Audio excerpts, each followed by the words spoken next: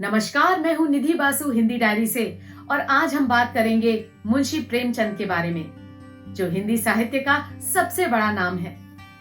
इन्हें आधुनिक हिंदी कहानी का पितामह और उपन्यास सम्राट कहा जाता है। हिंदी कहानी और उपन्यास को एक निश्चित दिशा देने के कारण इनके नाम पर सन 1918 से 1936 के कालखंड को प्रेमचंद युग कहा जाता है। अपनी कालजयी रचनाओं में इन्होंने लोगों की अंतरंग भावनाओं, उनकी आर्थिक परिस्थितियों, उनकी समस्याओं का बहुत यथार्थवादी चित्रण किया और यही नहीं, इन्होंने अपने लेखनी के बल पर समाज को एक नई और बेहतर दिशा देने का भी प्रयास किया।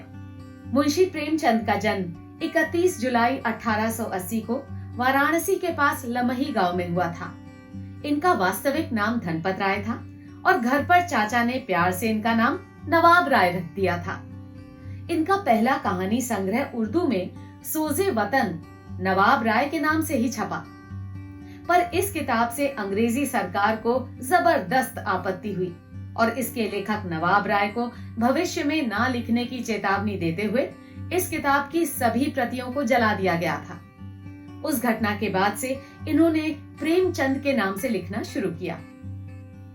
वे हिंदी और उर्दू के सर्वाधिक लोकप्रिय उपन्यासकार, कहानीकार एवं विचारक थे और इन दोनों ही भाषाओं का साहित्य इनके लेखन से प्रभावित हुआ।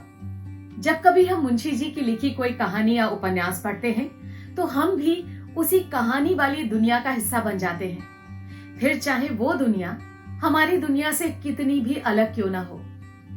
और जो पात्र हमें सबसे अधिक प्रभावित करता है, हम खुद को उससे जोड़ भी लेते हैं। एक और खास बात है मुंशी प्रेमचंद जी की रचनाओं में कि वे हमेशा के लिए याद रह जाती हैं, ठीक किसी घटना की तरह जो हमारे सामने घटित हुई हो।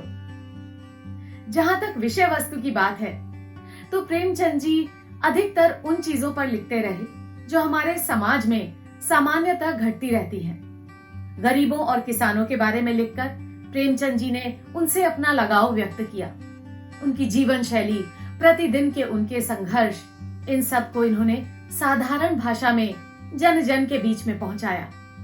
इन्होंने हिंदी समाचार पत्र जागरण तथा साहित्यिक पत्रिका हंस का संपादन और प्रकाशन भी किया।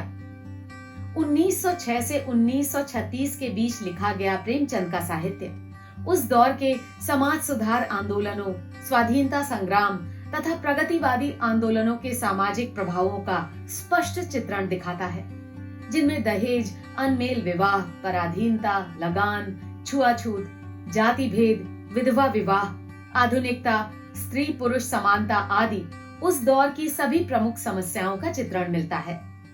उन्होंने सेवा सदन, प्रेमाश्रम, रंगभूमि, निर्मला, गबन, कर्मभूमि, गोदान आदि लगभग 18 उपन्यास और कफन, पूस की रात, पंच परमेश्वर, बड़े घर की बेटी, बूढ़ी काकी, दो बैलों की कथा आदि 300 से अधिक कहानियां लिखी। मुंशी जी स्वतंत्रता संग्राम के सबसे बड़े कथाकार थे, इसलिए उन्हें एक राष्ट्रवादी लेखक भी कहा जा सकता है। वे मानवतावादी भी थे और मार्क्सवादी भी।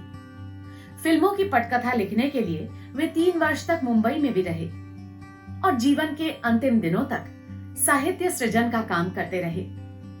उनकी लोकप्रियता का सबसे बड़ा कारण ये रहा कि उन्होंने जनसाधारण के जीवन संघर्षों को लोगों के बीच पहुंचाया और एक संदेश भी दिया। अपनी सहज सरल रचनाओं से हिंदी भाषा को समृद्ध करने वाले मुंशी प्रेमचंद जी का साहित्य के क्षेत्र में अतुलनीय योगदान है। हिंदी साहित्य के ऐसे बहुमूल्य रत्नों के बारे में जानने के लिए हिंदी डायरी चैनल को लाइक, शेयर और सब्सक्राइब जरूर करें। यदि आप हिंदी में रुचि रखते हैं या उभरते हिंदी लेखक हैं, तो हमारी वेबसाइट www.nidhibasu.in पर अवश्य जाएं और दिए गए सोशल मीडिया हैंडल्स पर हिंदी डायरी को जरूर फॉलो करें।